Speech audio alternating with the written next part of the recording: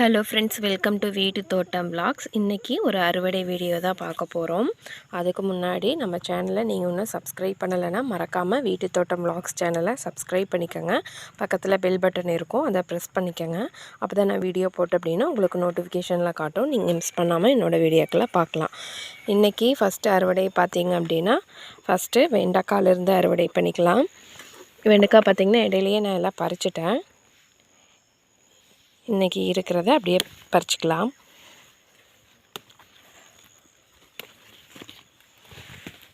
வெண்டைக்காய் பார்த்திங்கன்னா ஒரு நாள் விட்டு ஒரு நாள் எடுத்துக்கிட்டே இருக்கணும், இல்லைன்னா எல்லாம் முத்தி போயிடும்.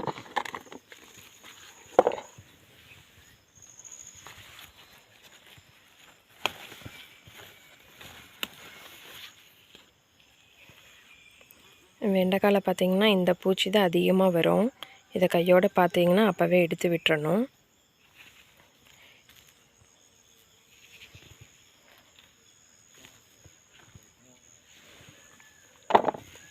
இந்த பூச்சி பார்த்திங்கன்னா இந்த மாதிரி ஃபுல்லாக இந்த இலையை இந்த பூவை பூரா இந்த மாதிரி தின்றுச்சு அப்படின்னா அடுத்தது காய் வராது இதில்.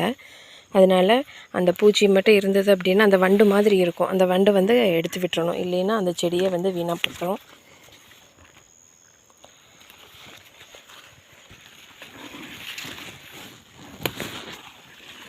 செடி பார்த்திங்கன்னா நல்லா ஆள் உயரத்துக்கு நல்லா வளர்ந்துருச்சு. மழை பார்த்திங்கன்னா நல்லா பெஞ்சிருக்கு. மழை பெய்ய செடியுமே பார்த்திங்கன்னா நல்லா தழைஞ்சி வந்துட்டுருக்கு. நம்ம என்ன தான் கீழே தண்ணி ஊற்றி என்ன தான் உரம் போட்டாலும் அந்த மழை தண்ணி பட்டாலே செடிகள் பார்த்திங்கன்னா நல்லா பசுமையாக இருக்குது. உங்களுக்கு பார்த்தாலே தெரியும் எந்த அளவுக்கு நல்லா வளர்ந்துருக்குன்னு பாருங்கள் ஹைட்டாக. கத்திரிக்காய் செடியிலையுமே எல்லாம் பூக்கள் வைக்கிறதுக்கு ஆரம்பிச்சிருக்கு.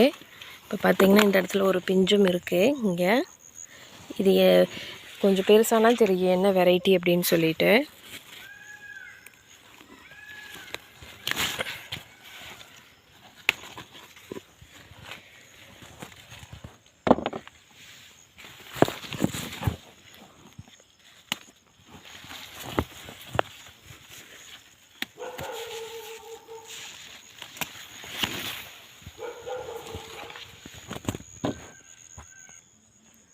இந்த செடி பார்த்திங்கன்னா ஒரு செடி தான். இதில் பார்த்திங்கன்னா கிளைகளில் இங்கே ஒரு காய், இங்கே ஒரு காய், இங்கே ஒன்று, இங்கே ஒன்று, அப்படியே ஒவ்வொரு இதுக்கு ஒவ்வொரு இலைக்கு இடையில காய்ச்சிக்கிட்டு இருந்தது. இப்போ கொஞ்சம் செடி வந்து நல்லா பெருசாகங்காட்டி இப்போ பார்த்திங்கன்னா கீழே இதிலிருந்து விழுது வந்து நல்லா காய்ச்சிருக்கு.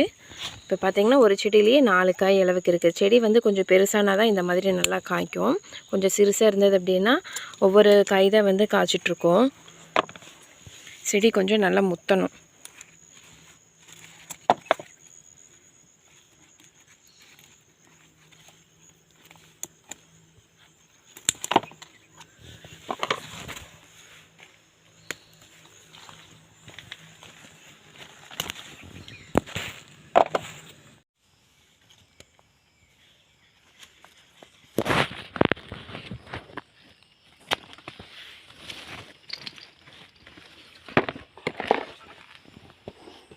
வெண்டைக்காய் பார்த்திங்கன்னா ஒரு 20 செடி இருந்தாலே போதும். நம்மளுக்கு ஒரு நாள் விட்டு ஒரு நாள் கிட்டத்தட்ட ஒரு 1/2 கிலோவுக்கு மேலேயே வந்து காய்கள் கொடுத்துக்கிட்டே இருக்கும்.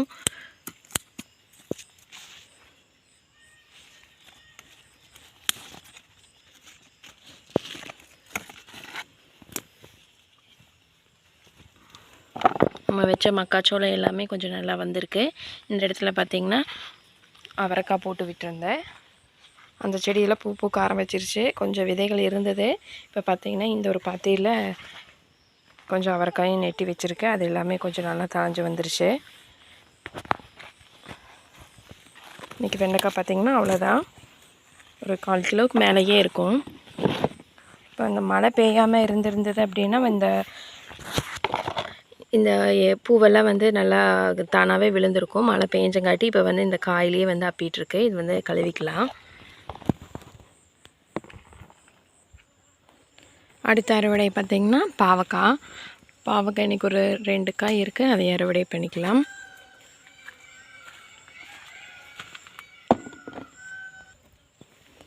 இது பார்த்திங்கன்னா இன்னும் கொஞ்சம் முத்தணும். இது வந்து நல்லா முத்திருச்சு. இதை வந்து பொரிச்சிக்கலாம். மேலே பார்த்திங்கன்னா இன்னொன்று இருக்குது, அதை பொரிச்சிட்டு காட்டுறேன்.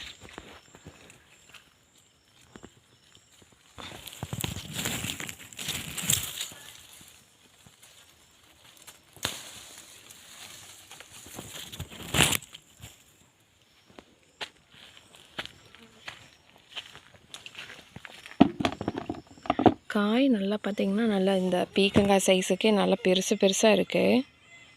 ஒரு காய் பாருங்கள் எத்தச்சோடு இருக்குது அப்படின்னு. கிட்டத்தட்ட ஒரு முளத்துக்கு இருக்குது. இன்றைக்கி ஒரு 3 காய் இருக்குது. இன்னும் நிறைய பிஞ்சுகள் பார்த்திங்கன்னா நிறைய இருக்குது. மேலே தான் நல்லா நிறைய இருக்குது. பச்சை மிளகாயும் பார்த்திங்கன்னா கொஞ்சம் முத்திருக்கு. முத்தினதை மட்டும் அறுவடை பண்ணிக்கலாம். இதில் பார்த்திங்கன்னா ஒரு 2-3 காய் தான் இருக்குது. போன டைம் பார்த்திங்கன்னா நிறையாவே அறுவடை பண்ணிட்டோம்.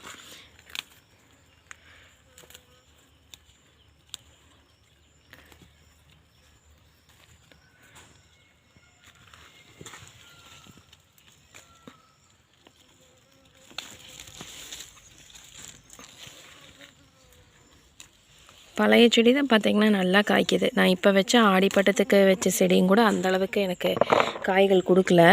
ஒரு டைம் மட்டும் ஒரு 1/4 கிலோ அளவுக்கு பறிச்சு, அதுக்கப்புறம் பார்த்திங்கன்னா அந்த வெள்ளைப்பூச்சி விழுந்து செடியே வந்து ரொம்ப டேமேஜ் ஆயிடுச்சு. இது வந்து பழைய செடி, ஆனால் நல்லாவே இன்னும் காய்கள் கொடுத்துக்கிட்டு இருக்கு. இன்றைக்கி இந்த இடத்துல அந்த 2 செடி தான் இருக்குது. அதுலேயும் பார்த்திங்கன்னா கொஞ்சமாக இருந்தது, அதையும் பறிச்சாச்சு. அடுத்தது பார்த்திங்கன்னா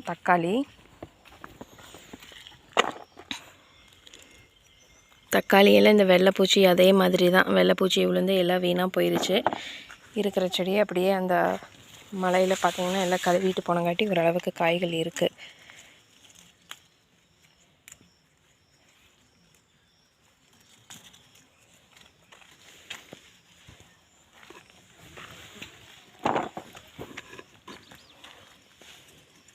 மயில் பார்த்திங்கன்னா கொஞ்சம் செவந்திருந்தது அப்படின்னா அதையும் வந்து கொத்திரு, நம்ம பார்த்துக்கணும். இந்த பாவக்காயெல்லாம் பார்த்திங்கன்னா இப்போ தான் பூக்கள் பிடிக்க ஆரம்பிச்சிருக்கு. இது வந்து இந்த குட்டியாக இருக்கும் இல்லைங்களா, 2 ரகம் இருக்குது. போன டைம் அறுவடை வீடியோ போட்டிருந்தேன், அதில் இருந்ததில்ல அதே பாவக்காய் தான். இதெல்லாமே இவ்வளோ தான், இதோட சைஸே இவ்வளோ தான். இதெல்லாமே இன்னும் பிஞ்சாக தான் இருக்குது. இன்னொரு 1 வாரம் ஆகணும். இங்கே ஒன்று பூக்கள் தான் நிறைய இருக்குது.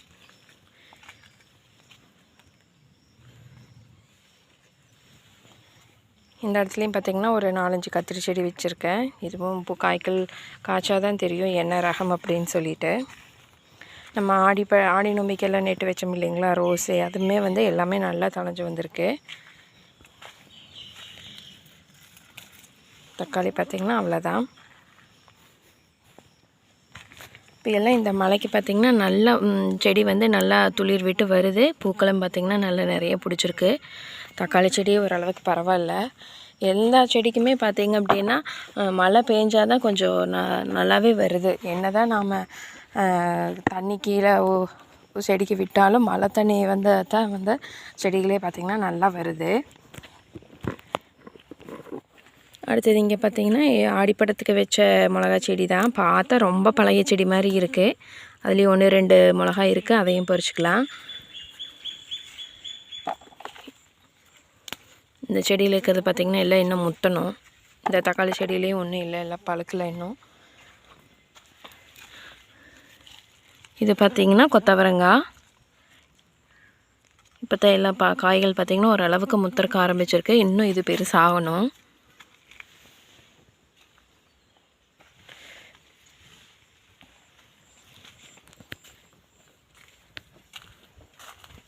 இங்கே பார்த்திங்கன்னா முள்ளங்கி இன்றைக்கி பெருசாக இருக்கிறத மட்டும் எடுத்துக்கலாம்.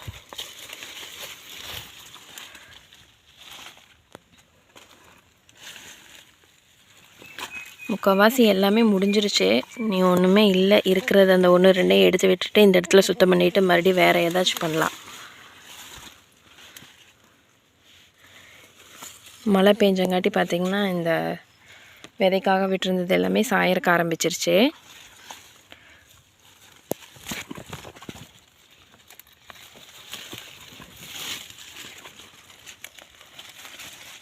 இது எல்லாமே பெருசாக மாட்டேங்குது. கிட்டத்தட்ட இதுக்கெல்லாம் 40-50 நாளுக்கு மேலேயே இருக்கும். ஆனால் பெருசாகலை. இன்றைக்கி ஒரு 3 முள்ளங்கி மட்டும் கொஞ்சம் பெருசாக இருக்குது, அதை மட்டும் பொறிச்சாச்சு. இதை கடைசியில் கழுவிக்கலாம்.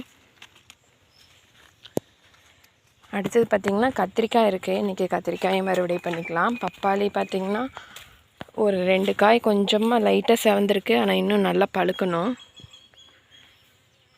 இந்த காயெல்லாம் பார்த்திங்கன்னா இன்னும் பழுக்கணும்.